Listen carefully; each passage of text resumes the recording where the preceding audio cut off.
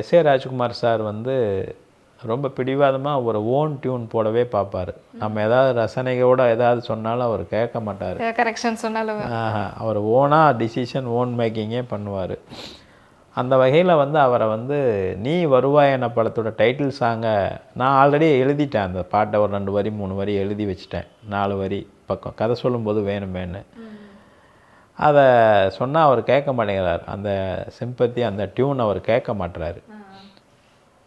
அந்த ஃபீல் வேணாம். என்ன டைரக்டரை படம் எடுக்க ஆரம்பிக்கும் பொழுதே ஒரே அழுகாட்சியாக பாட்டு வருது. பார்த்து பார்த்து கண்கள் போதி நல்லா போடணும், நல்லா பெப்பாக எடுக்கணும். பார்த்து பார்த்து பார்த்து பார்த்து பார்த்து அப்படி எடுக்கணும் அப்படின்னாரு.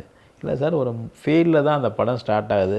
உனக்கு கல்யாண கனவுல தான் நடக்குது, என்றைக்கு நிஜத்தில் நடக்குமான்னு சொன்ன அப்புறம் அந்த பாட்டு வருது. அவன் வந்து நான் அந்த பொண்டாட்டிக்காக காத்துட்ருக்கிறேங்க, அப்படி தான் இருக்கணும் சார்னு சொன்னால் அவர் கேட்குற மாதிரி தெரில. கடைசியாக அவர்கிட்ட சொன்னேன், நீங்கள் ஏன் சார் இப்படி கேட்க மாட்டீங்க?